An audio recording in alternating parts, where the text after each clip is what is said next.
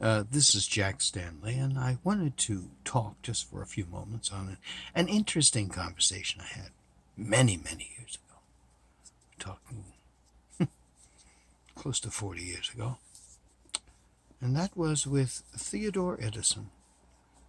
Now, I was introduced to Theodore through a dear old friend, Lee Munsick, and I called Theodore, and we had some interesting conversations on the phone.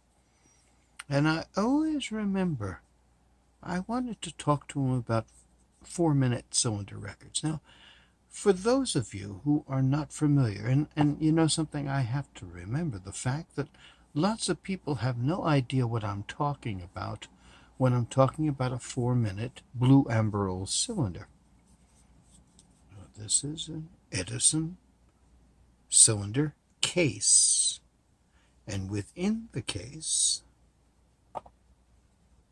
is what we call a Blue Amberol cylinder. And if you look carefully, you'll see the grooves right there, just like an LP record. And they were 200 grooves per inch.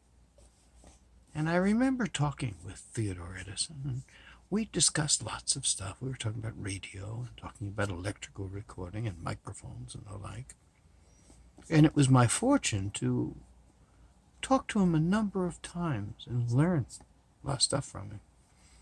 But I remember in this conversation, I was asking him about how did they make the electrical cylinders toward the latter part, 1928, 27, 28, 29.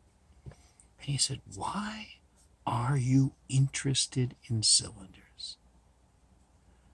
He said, "When we made them, we couldn't give them away. And here, you like them." He couldn't figure that out. Didn't make any sense to him. Well, Theodore was in his 80s at that point.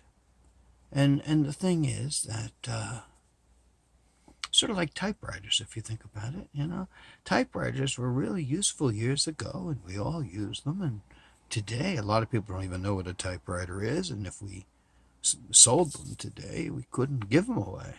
Same kind of way.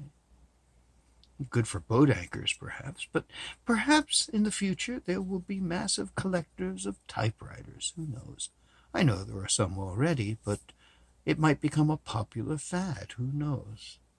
And maybe they'll discover some old-timer who sold them, or perhaps was involved in their manufacture, and say, "How did you do this?" And people, the old-timer will look at the kid and say, "Why are you interested in this stuff?" So it's the same. And it was kind of a fascinating thing, that time I talked to Theodore about this.